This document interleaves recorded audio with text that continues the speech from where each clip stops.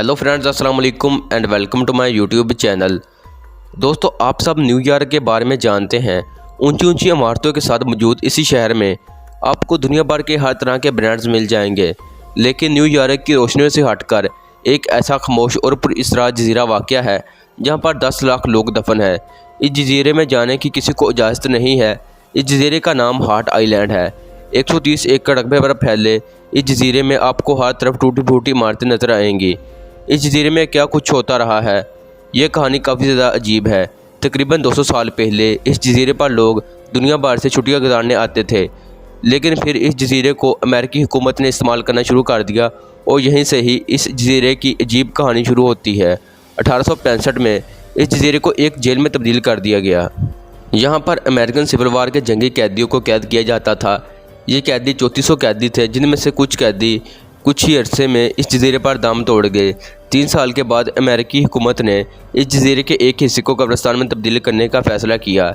इस जजीरे के आसपास के इलाकों से मिलने वाली ऐसी लाशें जिनकी कोई शनाख्त नहीं होती, इन लाशों को इसी जजीरे में मौजूद कब्रिस्तान में लाकर दफना दिया जाता था। देखते ही देखते इस जजीरे का एक हिस्सा कब्रिस्तान में तब्दील होता गया, लेकिन बाकी के जजीरे पर कुछ और ही अजीब हो रहा था।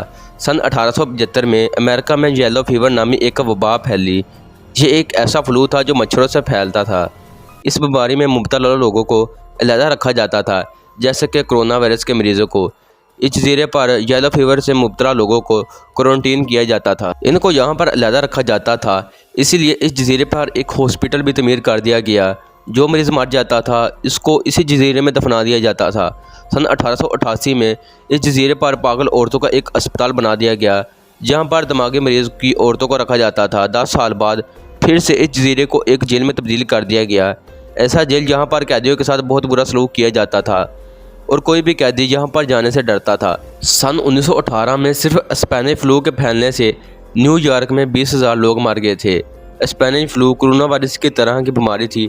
न्यूयॉर्क में इतनी ज़्यादा लाशों को दफनाने के लिए हार्ट आइलैंड को इस्तेमाल किया गया और कई हज़ार लोगों को इसी जजीरे में दफना दिया गया।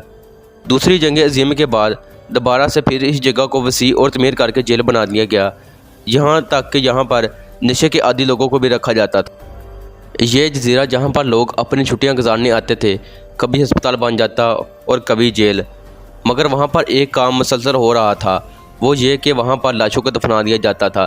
देखते ही देखते इन लाशों की तादाद लाखों में हो चुकी थी। ऐसी लाशें जिनकी कोई पहचान नहीं होती थी, या जिनका इस दुनिया में कोई नहीं था, या जिनकी फैमिली अपने प्यारे के मरने के बाद इसके दफनाने के खर्चे को अफोर्ड नहीं कर सकती थी, इसी जजीरे में दफना देती थी।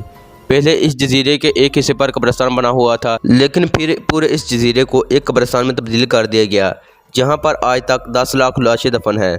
दोस्तों, आपको एक अजीबोगरीब बात बताते चलें कि जब दुनिया में कोरोना वायरस की वबा फैली थी, तो दी हार्ट आइलैंड एक बार फिर से खबरों में आ गया था, क्योंकि अमेरिका में ये चला आ रहा है कि अगर किसी वबा या बड़े हादसे से ज़्यादा लोग मर जाएं तो इनको इसी जजीरे में दफना दिया जाता है। यहाँ की टूटी फूटी इमारतें और खामोश मकामात बहुत ही डरावने मंजर पेश करते हैं। इस कब्रिस्तान को तनकीद का भी निशाना बनाया जाता है।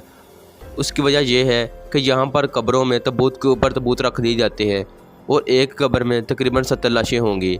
इसी वजह से यहाँ पर लोगों को आने से मना किया जाए। हालांकि यहाँ पर दफनाने वाले रिश्तेदारों को भी साइंटिस्ट का कहना है कि यहाँ पर विज़िट करने वाले लोगों को तरह तरह की बीमारी लग सकती है। तो दोस्तों, उम्मीद करता हूँ आपको हमारी वीडियो अच्छी लगी होगी। अगर वीडियो अच्छी लगे तो वीडियो को लाइक और चैनल को सब्सक्राइब करना मत भूलना। इसके अलावा आप हमसे फेसबुक पर भी कनेक्ट हो सकते हैं। अल्लाह ताला आप सबको और हमें अपनी वास्ते में रखे। अल्लाह हाफिज़।